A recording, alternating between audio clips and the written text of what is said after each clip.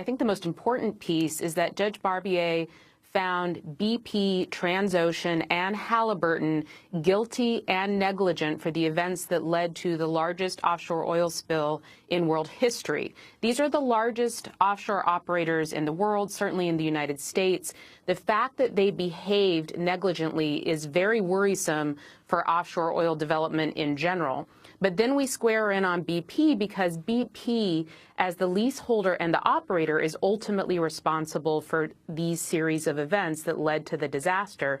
And in the case of BP, Judge Barbier said over and over again that BP essentially chose profit over safety, chose profit over securing its responsibility to the environment, to the 11 men who died on the rig, and that profit-driven motive led it to behave with gross negligence and willful misconduct. And this is something that anyone who's been following this case, as I have for 4 years, knew was the truth, that BP acted with gross negligence. And what that means is that in the final stage of the trial that's coming up, when the judge determines how much money BP owes for this disaster, BP now faces the highest possible fines under the Clean Water Act. So for the 5 million barrels of oil that were released as a result of this disaster, it faces a potential of $4,300 per barrel of oil spilled instead of the lesser $1,100 per barrel spilled if it had simply been found negligent. Well, Antonio Newhouse, the judge's decision was quite extensive, and it also cited, as I understand, a phone conversation that happened between some of the managers of the rig and BP executives in Houston 40 minutes before the actual explosion. Could you talk about that? Yeah, but basically, one of the things that has been very clear is that there was a series of decisions really in the year leading up to this disaster, but all the way down to the final minutes, where BP was over and over again given warnings, as was Transocean, as was Halliburton, that things were going wrong.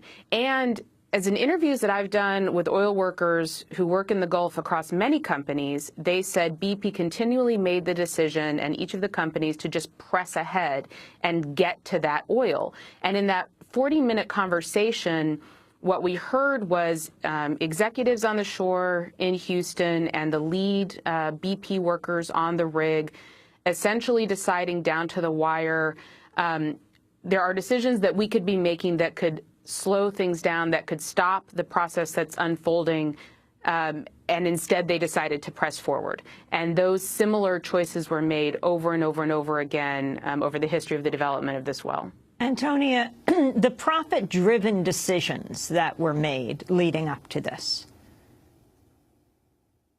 I mean, so there were so many cases that were cited within this ruling, and I think one of the most important things is that this decision by Judge Barbier was really focused in just on the decision-making that led to the explosion and the disaster itself. So he cited very specific cases of decisions around the cement job that Halliburton conducted, decisions where BP could have run a series of tests by a company called Schlumberger that had been on the rig, that could have performed very critical tests, that BP decided go ahead and send them home. BP used old products that were sitting on the rig instead of bringing in newer products. It used less security devices than it could have chosen. And all of these were decisions around time that it would have taken to perform the extra tests, to get the extra products, to use the better cement. And instead, it chose the quicker, cheaper method. The blowout preventer wasn't checked in 10 years? Excuse me? The blowout preventer wasn't checked in 10 years? So this is a problem that is both a problem of Transocean, the largest rig owner and operator in the Gulf of Mexico and one of the largest in the world, and BP. And the blowout preventer, essentially the key device that sits at the base of the ocean floor that is supposed to lock in the well in the case of a blowout, it had run out of batteries. The batteries had been allowed to run down. horrific and shocking. But yes, that was one of the causes of the disaster. They simply hadn't brought it in to have it checked. And in fact, fixing the battery is something that could have been done even if they hadn't brought the blowout preventer in. But beyond that, and again, what this decision was about was these very specific decisions that led BP and Transocean and Halliburton to cause this disaster.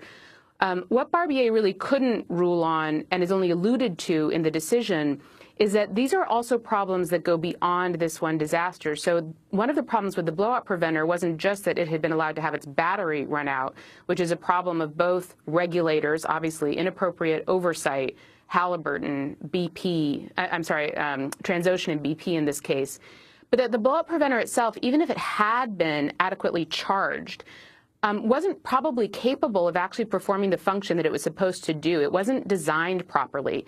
And the broader problem with the blowout preventer is something that has been cited by the U.S. Chemical Safety Board, numerous other oversight bodies that have looked at this disaster to say this isn't just a threat in this case, but rather another Deepwater Horizon-like disaster is not a question of if but when, given much broader problems within the industry, including this very specific problem with the blowout preventer itself.